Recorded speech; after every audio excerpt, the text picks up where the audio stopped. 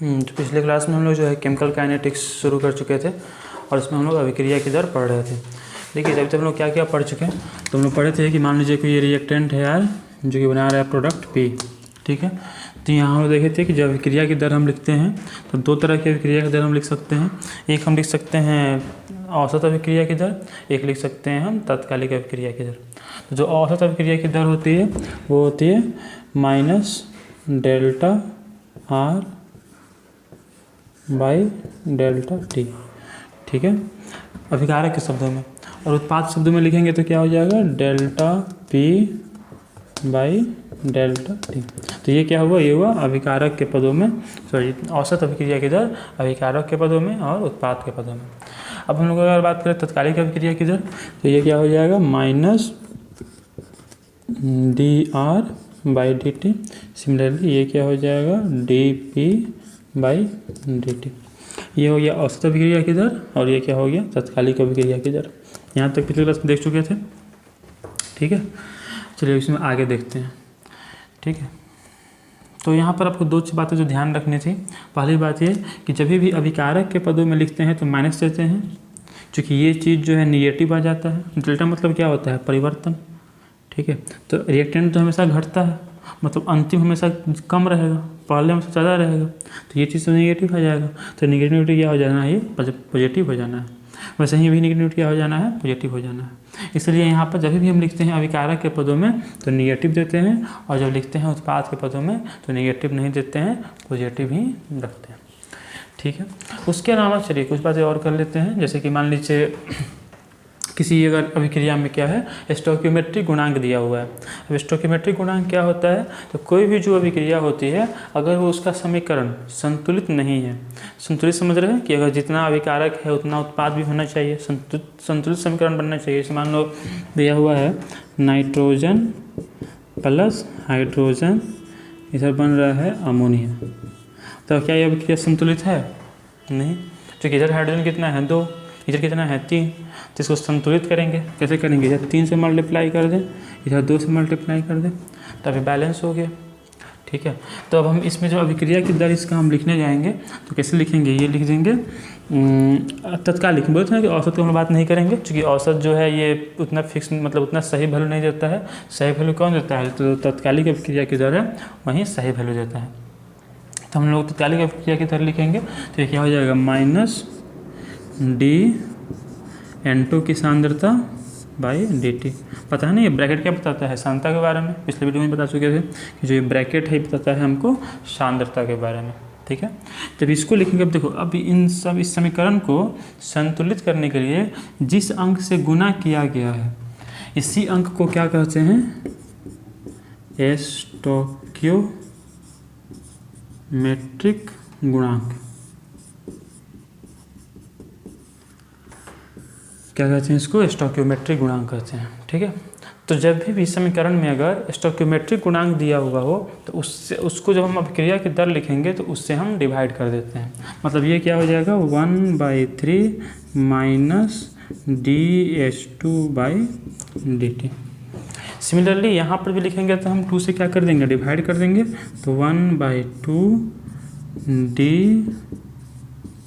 DNH3/dt। जब भी अभिक्रिया की दर हम लिखते हैं तो जो भी स्टोइकियोमेट्रिक गुणांक दिया होता है उससे हम क्या कर देते हैं, भाग दे देते हैं, डिवाइड कर देते हैं।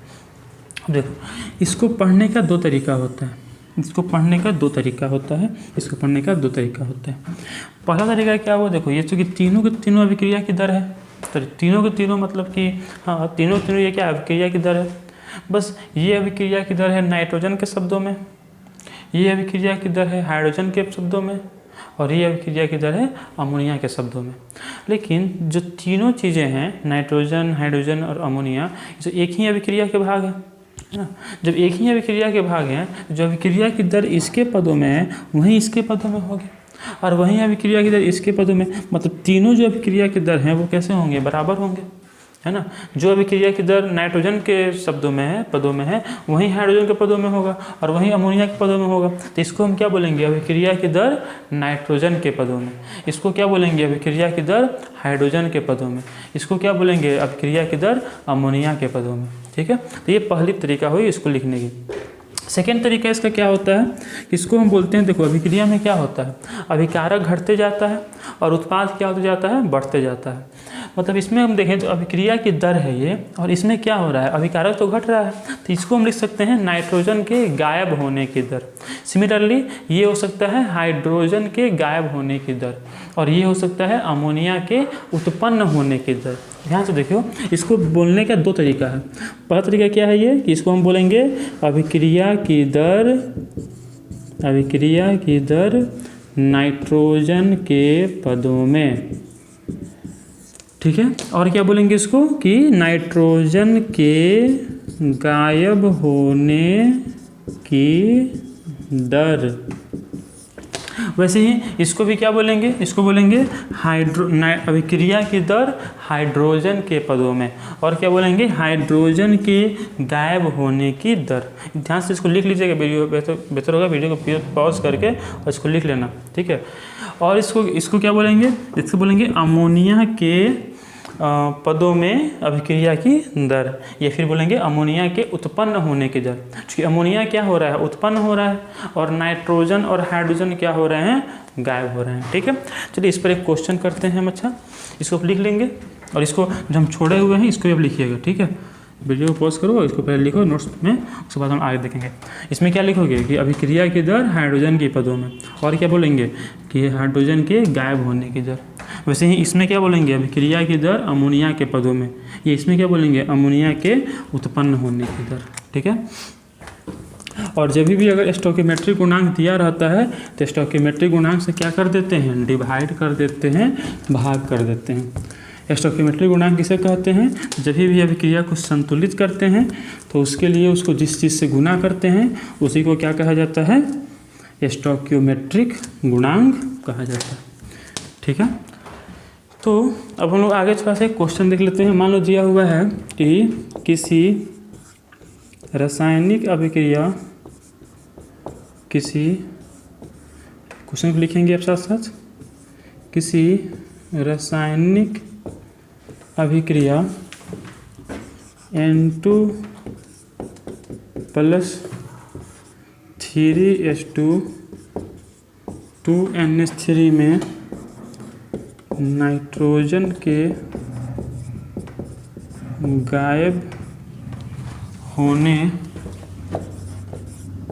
की दर -2 गुना 10⁻² मोल पर लीटर पर सेकेंड है, तो अमोनिया के उत्पन्न होने की दर निकालें, ठीक है। देखिए इसमें क्या दिया हुआ है, कोई अभिक्रिया दिया हुआ है, इसमें नाइट्रोजन के गायब होने की दर दिया हुआ है, आपको क्या निकालना है, अमोनिया के उत्पन्न होने की दर इसमें आपको निकालना है। तो सबसे पहले हम क्या करेंगे, इस तरह क्वेश्चन जो भी दिया है एनसीईआरटी में भी दो क्वेश्चन इस पर दिया हुआ है, आप देख सकते हैं। जो भी इससे क्वेश्चन दिया है उसमें हम सबसे जो अभिक्रिया दी हुई है उसको हम लिख लेंगे। तो अभिक्रिया कौन सी दी हुई है, N2 + 3H2, और यहाँ क्या बन रहा है 2NH3, ठीक है। उसके बाद हम क्या करेंगे कि अभिक्रिया की दर जो है वो लिखेंगे नाइट्रोजन के पदों में, हाइड्रोजन के पदों में और अमोनिया के पदों में, ठीक है। तो यहाँ पर क्या हो जाएगा बोलो, -dN2/dt। यहाँ पर क्या हो जाएगा बोलो, अभी लिखे थे नहीं इसको, 1/3 - dH2/dt, और यहाँ पर क्या हो जाएगा 1/2 dNH3/dt। देखिए हम लोग को इससे कोई काम तो है नहीं, क्योंकि हम लोग क्वेश्चन में क्या दिया हुआ है, हम लोग को क्वेश्चन में दिया हुआ है नाइट्रोजन के गायब होने की दर, मतलब ये दिया हुआ है, और क्या पूछ रहा है, अमोनिया के उत्पन्न होने की दर, मतलब ये पूछ रहा है। तो जिसको हमको मतलब नहीं है उसको हम नहीं लिखेंगे, जिससे हम लोग को दिया हुआ है और जो पूछ रहा है उसको हम क्या करेंगे, लाकर आमने सामने लिख देंगे, ठीक है। इसका मतलब हम लोग को है नहीं, क्योंकि ये सब हम लोग को निकालना है, ना दिया हुआ है। और ये बात तो क्लियर है आपको, ये तीनों आपस में बराबर है। क्यों बराबर है, क्योंकि तीनों एक ही अभिक्रिया का भाग है, ठीक है। तो जो अभिक्रिया की दर नाइट्रोजन के पदों में है वहीं अभिक्रिया की दर हाइड्रोजन के पदों में है, और वहीं अभिक्रिया की दर अमोनिया के भी पदों में है, ठीक है। तो इससे हम लोग कोई मतलब नहीं है, इन दोनों को हम लाकर क्या करेंगे, आमने सामने लिखेंगे, तो क्या हो जाएगा dN2/dt इक्वल टू यहाँ पर क्या हो गया बोलो 1/2 dNH3/dt। हमको इसमें क्या दिया हुआ है, हमको यहाँ दिया हुआ है नाइट्रोजन के गायब होने की दर, मतलब ये दिया हुआ है। और क्या निकालना है, निकालना है अमोनिया के उत्पन्न होने की दर, मतलब ये निकालना है। अब ये कितना दिया हुआ है, देखो ये दिया हुआ है -2 × 10⁻⁻² मोल पर लीटर पर सेकेंड इक्वल टू 1/2। देखो 2 इधर डिवाइड में है, यहाँ आएगा तो क्या हो जाएगा मल्टीप्लाई, गुना में हो जाएगा, बराबर यही तो निकालना है dNH3/dt। ये क्या है, ये है अमोनिया के उत्पन्न होने की दर। ये बताया था ना पिछले में कि इसको हम दो तरह से पढ़ते हैं, एक पढ़ते हैं इसको अभिक्रिया की दर अमोनिया के पदों में, और एक पढ़ते हैं इसको हम कि अमोनिया के उत्पन्न होने की दर। ये अमोनिया के उत्पन्न होने की दर, ये नाइट्रोजन के गायब होने की दर। तो क्या हो जाएगा 2 × 2 = 4, तो हो जाएगा 4 × 10⁻⁻² मोल पर लीटर पर सेकेंड बराबर dNH3/dt। तो अमोनिया के उत्पन्न होने की दर कितना आया 4 × 10⁻² मोल पर लीटर पर सेकेंड। इस तरह से आपको क्वेश्चन इसमें बनाना होता है। एक और क्वेश्चन देख लो, मान लो इसी में अगर पूछ देता कि हाइड्रोजन के गायब होने की दर निकालें, ठीक है। मान लो कि ये क्वेश्चन यहाँ से ऐसा रहता कि अभिक्रिया इतना में नाइट्रोजन के गायब होने की दर ये है, तो हाइड्रोजन के गायब होने की दर निकालें। तब अब यहाँ पर हम क्या करेंगे, हमको इससे कोई मतलब नहीं है, तो ये नहीं निकालना है, इन दोनों से केवल मतलब है। इन दोनों को हम क्या करेंगे, ला कर रख देंगे आमने सामने। तो ये क्या हो जाएगा -dN2/dt इक्वल टू 1/3 -dS2/dt, ठीक है। तो हमको अब क्या निकालना है, हमको अब ये निकालना है हाइड्रोजन के गायब होने की दर निकालना है। 3 इधर किस में है, 3 इधर डिवाइड में है, यहाँ जाएगा तो क्या हो जाएगा मल्टीप्लाई में हो जाएगा, ठीक है। और ये कितना दिया हुआ है, ये दिया हुआ है -2 × 10⁻⁻², ठीक है, बराबर 1/3 × -dS2/dt। 3 इधर किस में है डिवाइड में, यहाँ जाएगा तो क्या हो जाएगा मल्टीप्लाई में हो जाएगा। 3 इधर कितना हो जाएगा 6 बराबर -dS2/dt। यहाँ पर हम लिख सकते हैं कि dS2/dt बराबर माइनस इधर आ गया तो कितना हो जाएगा -6 × 10⁻⁻² मोल पर लीटर पर सेकेंड। समझ में आया। तो आपको क्या करना है कि जो भी अभिक्रिया दी हुई है उसमें पहले अभिक्रिया की दर लिख लेना है, उसमें जो भी दिया है उसके पदों में, उस पर जो दिया हुआ है जो निकालना है उसको हम आमने सामने लिख देंगे, और उस तरह से है हम नाइट्रोजन, हाइड्रोजन या अमोनिया फिर जो भी अभिक्रिया में दिया हुआ है उसका जो है गायब होने की दर या उत्पन्न होने की दर निकाल सकते हैं, ठीक है। तो आपको ये तभी समझ में आ गया होगा मेरे ख्याल से। तो अब इसमें नेक्स्ट टॉपिक पढ़ते हैं। अभी हम लोग क्या पढ़े, कल पढ़े थे हम लोग पिछले वीडियो में कि अभिक्रिया की दर क्या होती है, उसी पर पढ़े थे कि अभिक्रिया कितने प्रकार के होते हैं दर के आधार पर। तो पढ़े थे कि 3 प्रकार के होते हैं, कौन कौन से होते हैं। तो एक होता है हमारा तत्कालिक अभिक्रिया, एक होता है धीमी अभिक्रिया और एक होता है माध्यमिक अभिक्रिया, ठीक है। उसके बाद हम अभिक्रिया की दर पढ़ें। उसके बाद अभिक्रिया की दर जो होता है उसमें स्टोइकियोमेट्रिक गुणांक अगर दिया हुआ रहे तो उससे क्या कर देते हैं, भाग कर देते हैं, डिवाइड कर देते हैं, वो चीज़ पढ़े थे। उसके बाद हम लोग पढ़े थे कि अगर कोई अभिक्रिया दी हुई है तो उसमें गायब होने की दर या उत्पन्न होने की दर कैसे निकालते हैं, ठीक है। साथ में अभिक्रिया की दर का मात्रक भी पढ़े थे, क्या होता है मोल प्रति लीटर प्रति सेकेंड। चलिए अब आगे पढ़ते हैं। आगे एक बहुत इंपॉर्टेंट नियम है जिसको बोला जाता है सक्रिय द्रव्यमान का नियम, अंग्रेजी में बोलते हैं लॉ ऑफ मास एक्शन। सक्रिय द्रव्यमान का नियम या लॉ ऑफ मास एक्शन। देखो लॉ ऑफ मास एक्शन क्या होता है। सबसे पहले ये नियम किसने दिया था, तो ये नियम दिया था गुल्डबर्ग एवं वेस्ट नामक वैज्ञानिक ने। 2 साइंटिस्ट थे, जिसमें से एक का नाम था गोल्डबर्ग और एक का नाम था वेज। तो ये नियम किसने दिया? ये नियम दिया था, ये आपको पढ़ना था 11th क्लास में भी, एक चैप्टर था जिसका नाम था इक्विलिब्रियम, साम्य अवस्था, वहाँ पर आता है ये नियम। खैर नहीं पढ़े, यहाँ पढ़ लो, तो ये था 11th क्लास का, लेकिन इसे जुड़ा हुआ टॉपिक पढ़ना है इस चैप्टर में। और इसके अलावा जो है ये सीधे ये नियम भी एक दो बार बोर्ड में पूछा हुआ है, ठीक है, इसे ध्यान से देखिएगा इसको। तो जो शक्य द्रव्यमान का नियम है ये दिया गया था गोल्डबर्ग एवं वेज के द्वारा। कब दिया गया था? दिया गया था 1864 में, ठीक है। शक्य द्रव्यमान नियम किसने दिया था? गोल्डबर्ग एवं वेज ने दिया था। कब दिया था? 1864 में दिया था। देखो ये नियम क्या कहता है, उसको हम शब्दों में बोलेंगे तो आपको थोड़ा सा कन्फ्यूजन होगा समझने में, इसलिए इसको समझो समीकरण के हिसाब से। इसे मान लो कि ये विक्रिया दिया हुआ है ए प्लस बी और यहाँ कोई उत्पाद बन रहा है सी प्लस डी। तो ये नियम क्या कहता है कि इस अभिक्रिया की जो दर है,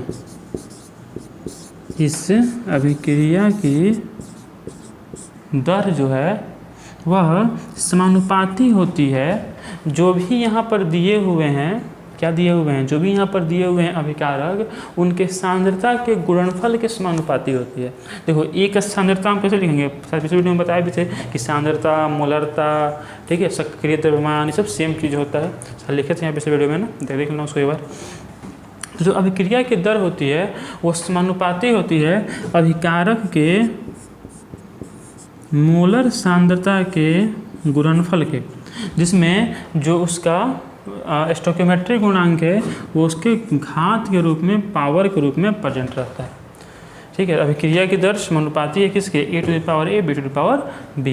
तो देखो यहाँ पर इसी को बोलते हैं शक्य द्रव्यमान का नियम। अगर आता है लिखने को कि शक्य द्रव्यमान नियम किसे कहते हैं, लिखें तो क्या लिखेगा कि इस नियम के अनुसार, पहले तो ये लिखना कि यह नियम गोल्डबर्ग एवं वेज के द्वारा 1864 में दिया गया।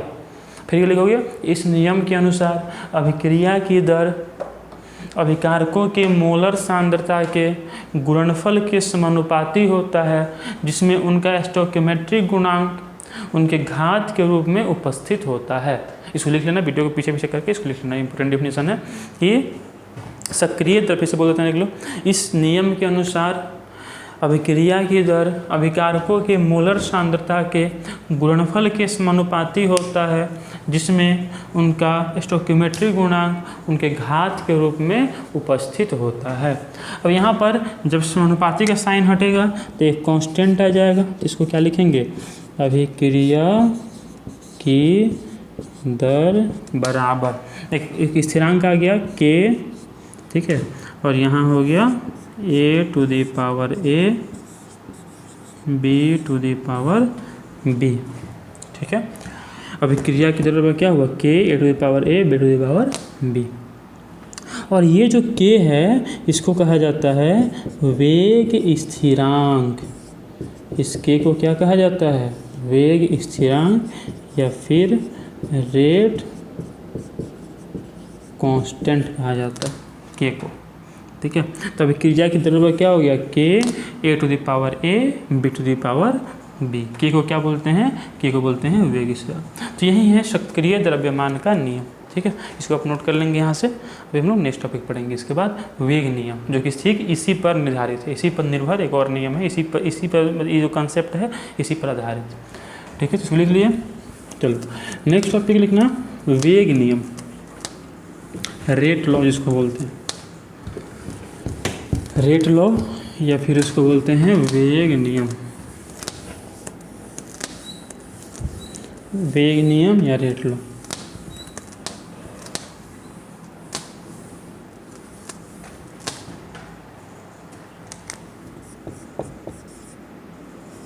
वेग नियम या फिर इसको क्या बोलते हैं? रेट लॉ बोलते हैं। देखो इसमें हम पढ़े थे कि सक्रिय द्रव्यमान का नियम क्या होता है। इस नियम के अनुसार अभिक्रिया की दर अभिकारकों के मोलर सांद्रता के गुणनफल के समानुपाती होता है, जिसमें उनका स्टोइकियोमेट्रिक गुणांक उनके घात के रूप में उपस्थित होता है। लेकिन देखो अब वेग नियम क्या कहता है, वेग नियम भी सेम वही चीज़ है, ठीक है, लेकिन बस फ़र्क इतना है कि वहाँ पर जो घात के रूप में रह रहा था वो कौन था, स्टोइकियोमेट्रिक गुणांक था। वहाँ पर घात के रूप में कौन था, स्टोइकियोमेट्रिक गुणांक था। और यहाँ पर घात के रूप में स्टोइकियोमेट्रिक गुणांक नहीं होता है, वास्तविक गुणांक होता है। बात समझो, जैसे मान लो कि अभिक्रिया दी हुई है, ठीक है, उस अभिक्रिया मान लो कि अभिक्रिया संतुलित नहीं है, तो उसको हम संतुलित करने के लिए क्या करते हैं, गुना कर देते हैं, और जिस अंक से गुना करते हैं उसको क्या कहते हैं, स्टोइकियोमेट्रिक गुणांक कहते हैं। लेकिन हम जो गुना कर रहे हैं वो सैद्धांतिक मान है, ठीक है, थ्योरेटिकल है, वो मतलब हम प्रयुक्त तो किए नहीं कि कितना से कौन मिला था सही में, वो तो हम देखें कि कैसे कैसे बैलेंस हो गया, बस बैलेंस कर दिए उसको, तो वो एक्चुअल वैल्यू नहीं है, वो थ्योरेटिकल वैल्यू है, ठीक है। तो अगर थ्योरेटिकल वैल्यू यूज होता है तो उसको हम बोलते हैं सक्रिय-द्रव्यमान का नियम। लेकिन अगर यहीं पर थ्योरेटिकल वैल्यू यूज नहीं करके उसको प्रयोग किया जाए और प्रयोग के बाद जो निकल कर आता है वैल्यू, अगर उस वैल्यू को हम लिखेंगे तो उसको बोलेंगे वेग नियम, ठीक है। अब ये हम लोग खुद से नहीं निकाल सकते हैं कि वेग नियम में कौन सा घात रहेगा, ये हम खुद से नहीं निकाल सकते हैं, तो ये प्रयोग के आधार पर आता है। सक्रिय-द्रव्यमान के नियम में स्टोइकियोमेट्रिक गुणांक लिख रहे थे, वो हम खुद से निकाल सकते हैं, ठीक है, लेकिन यहाँ पर वेग नियम में जो है इसमें हम खुद से नहीं निकाल सकते हैं। तो खैर वेग नियम को लिखेंगे, क्या लिखेंगे, इस नियम के अनुसार, ये भी इम्पोर्टेंट नियम है, लिख लीजिएगा इसको, इस नियम के अनुसार अभिक्रिया की दर, बोल रहे हैं, लिख लो इसको, इस नियम के अनुसार अभिक्रिया की दर अभिकारकों के बोल दे रहे हैं, लिख लो, इस नियम के अनुसार अभिक्रिया की दर अभिकारकों के मोलर सांद्रता के गुणनफल के समानुपाती होता है, जिसमें इनका वास्तविक गुणांक इनके घात के रूप में उपस्थित होता है। देखो सेम चीज़ है ना, बस वहाँ पर कौन आ रहा था, वहाँ पर आ रहा था स्टोइकियोमेट्रिक गुणांक, और यहाँ पर कौन है, यहाँ पर है वास्तविक गुणांक। तो क्या लिखे, इस नियम के अनुसार अभिक्रिया की दर अभिकारकों के मोलर सांद्रता के गुणनफल के समानुपाती होता है, जिसमें इनका वास्तविक गुणांक इनके घात के रूप में उपस्थित होता है, ठीक है। मान लो कोई, अच्छा ऐसे और लिखना, इसमें उपस्थित होता है वो लिखना, तथा इससे प्राप्त समीकरण, तथा इससे लिख इससे समझाते हैं, तथा इससे प्राप्त समीकरण वेग समीकरण कहलाता है, तथा इससे प्राप्त समीकरण क्या कहलाता है, वेग समीकरण कहलाता है, ठीक है।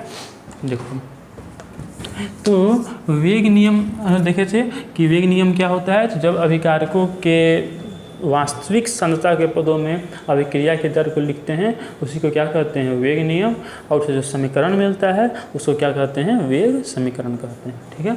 अब देखिए हम लोग अगर, तो जैसे मान लो कि कोई अभिक्रिया दी हुई है, ए प्लस बी यहाँ बन रहा है उत्पाद, ठीक है, जो इसका वेग समीकरण दिया हुआ है। अब वेग समीकरण हम खुद से नहीं लिख सकते हैं, ये दिया हुआ रहेगा, क्योंकि इसमें प्रयोग जो होता है वो वास्तविक गुणांक होता है ना, तो हम खुद से नहीं निकाल सकते हैं। तो जो वेग समीकरण होगा वो क्या हो जाएगा, अभिक्रिया की दर बराबर के, ठीक है, a to the power a b to the power b, ठीक है। तो ये क्या हुआ, ये हुआ वेग समीकरण। इसमें जो a और b है ये स्टोइकियोमेट्रिक गुणांक नहीं है। देखो स्टोइकियोमेट्रिक गुणांक और वास्तविक गुणांक सेम हो भी सकता है या सेम नहीं भी हो सकता है। बहुत सारे केस में दोनों गुणांक सेम ही हो जाता है, या बहुत सारे केस में सेम नहीं भी होता है, ठीक है। तो खैर ये a और b जो है ये कौन सा गुणांक है, ये वास्तविक गुणांक है। ये कहाँ से मिला है, प्रयोग से। जो स्टोइकियोमेट्रिक गुणांक है वो कहाँ से आता है, वो समीकरण से आता है, और जो वास्तविक गुणांक है ये कहाँ से आता है, ये प्रयोग से आता है। तो अभिक्रिया की दर क्या हुआ, के a to the power a b to the power b, ठीक है। अब देखो इसमें क्या है कि इस के को क्या कहते हैं, पता है ना, इसके को कहते हैं वेग स्थिरांक। इसको क्या कहते हैं, वेग स्थिरांक, या फिर अंग्रेजी में कहा जाता है रेट कांस्टेंट। क्या कहते हैं इसको, रेट कांस्टेंट या वेग स्थिरांक। और इसको क्या कहते हैं, वास्तविक गुणांक बोलते हैं, ठीक है। अच्छा अब मान लो कि इस वेग स्थिरांक को परिभाषित करना हो तो इसको कैसे डिफाइन करेंगे। अच्छा, इसके बारे में हम डिटेल से बात करेंगे क्योंकि हमारा जो मेन चैप्टर है वो इसी के बारे में है, वेग स्थिरांक के बारे में। ठीक है, अभी इसके बारे में हम लोग बात करेंगे विस्तार से आगे। ठीक है, कि इसको परिभाषित कैसे करते हैं और फिर इसका मात्रक क्या होता है वो सब भी हम बात करेंगे। इतना समझ में आया आपको कि वेग नियम क्या है और सकेत द्रव्यमान का नियम क्या है। देखिए दोनों नियम सेम ही है, बस एक ही अंतर है कि सकेत द्रव्यमान का जो नियम होता है उसमें हम वास्तविक गुणांक लिखते हैं, उसमें हम लिखते हैं स्टोइकियोमेट्रिक गुणांक, और जो वेग नियम है इसमें हम क्या लिखते हैं, इसमें हम लिखते हैं वास्तविक गुणांक। ठीक है, चलो अब आगे देखते हैं। आगे हम देखेंगे अब अभिक्रिया की कोटि, ऑर्डर ऑफ रिएक्शन। टॉपिक लिखिएगा अभिक्रिया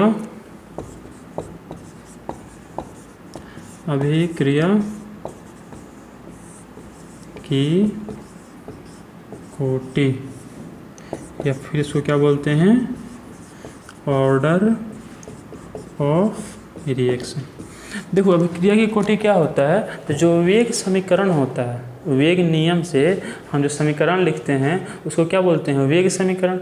और जो वेग समीकरण होता है उस वेग समीकरण में जो वास्तविक गुणांक उपस्थित है उसी के योग को अभिक्रिया की कोटि कहा जाता है।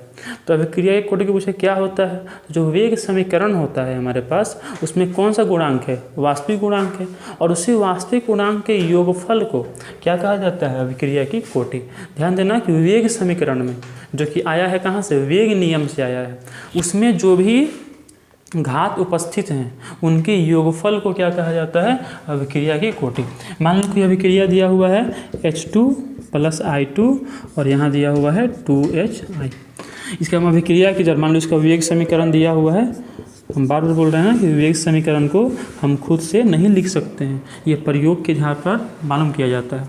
तो मान लो इसका वेग समीकरण दिया हुआ है कि अभिक्रिया की दर, ये क्वेश्चन में दिया हुआ रहेगा या बुक में भी दिया हुआ रहता है। तो अभिक्रिया की दर बराबर K/H2 की सांद्रता और यहाँ क्या हो गया, I2 की सांद्रता। यहाँ पूछें हम कि बताओ अभिक्रिया की कोटि क्या होगी, अभिक्रिया की कोटि क्या होगी। देखो यहाँ पर कितना है, पावर 1, यहाँ पे कितना पावर है 1, तो जो घात का योग है उसी का नाम अभिक्रिया की कोटि कहा जाता है। तो यहाँ पर क्या हो गया, 1 + 1 कितना हो गया, 2। तो इस अभिक्रिया की कोटि कितना हुई, 2। मतलब ये किस कोटि का अभिक्रिया हुआ, द्वितीय कोटि का अभिक्रिया हुआ। तो इस तरह से कोटि के आधार पर अभिक्रिया को मुख्यतः 4 भागों में बांटा गया है। जरूरी नहीं है 4 से अधिक प्रकार भी हो सकते हैं, लेकिन खैर आप लोगों को केवल 2 कोटि पढ़ना है, शून्य कोटि पढ़ना है और पढ़ना है प्रथम कोटि के बारे में। लेकिन हम 4 का डिफरेंस बताएंगे आपको, फिर हम लोग आगे विस्तार से जो है शून्य कोटि और प्रथम कोटि के बारे में पढ़ेंगे। तो लिखिएगा अभिक्रिया की कोटि। अभिक्रिया की कोटि क्या होता है, तो वेग समीकरण में उपस्थित अभिकारकों के वास्तविक घात के योगफल को अभिक्रिया की कोटि कहते हैं। इसको आप लिख सकते हैं, ठीक है, इसको लिख लीजिएगा। अब हम बात करते हैं कि अभिक्रिया की कोटि के आधार पर अभिक्रिया कितने प्रकार के होते हैं। तो अभिक्रिया की कोटि के आधार पर लिखिए, अभिक्रिया की कोटि के आधार पर अभिक्रिया मुख्यतः 4 प्रकार के होते हैं। कौन कौन, देखिए पहला होता है शून्य कोटि की अभिक्रिया। पहला कौन होता है, शून्य कोटि की अभिक्रिया, ठीक है। सेकेंड होता है प्रथम कोटि की अभिक्रिया, इसको बोल सकते हैं 0 ऑर्डर रिएक्शन, इसको बोलते हैं फर्स्ट ऑर्डर रिएक्शन, लिख देते हैं इधर देखो, इसको बोलते हैं 0 ऑर्डर रिएक्शन, इसको बोलते हैं फर्स्ट ऑर्डर रिएक्शन। और अगर हम देखें तो और होता है द्वितीय कोटि की अभिक्रिया, द्वितीय कोटि की अभिक्रिया, या इसको बोल सकते हैं सेकेंड ऑर्डर रिएक्शन, या हम लिख सकते हैं तृतीय कोटि की अभिक्रिया, तृतीय कोटि की अभिक्रिया, या फिर इसको हम लिख सकते हैं थर्ड ऑर्डर रिएक्शन। तो इस अभिक्रिया की कोटि के आधार पर अभिक्रिया 4 प्रकार के हो सकते हैं, शून्य कोटि अभिक्रिया, प्रथम कोटि अभिक्रिया, द्वितीय कोटि की अभिक्रिया और तृतीय कोटि की अभिक्रिया, ठीक है। तो आज इतना ही पढ़ते हैं। अब इसके बाद का जो वीडियो होगा उसमें हम लोग शून्य, इस सब जो अभिक्रिया हम लिखे हुए हैं इसका डिफिनीशन देखेंगे और साथ में इसका जो है हम कुछ एग्जाम्पल देखेंगे और फिर हम लोग इन दोनों के बारे में विस्तार से बात करेंगे अगले 3-4 वीडियो में, ठीक है। तब तक के लिए पढ़ाई करते रहें, धन्यवाद।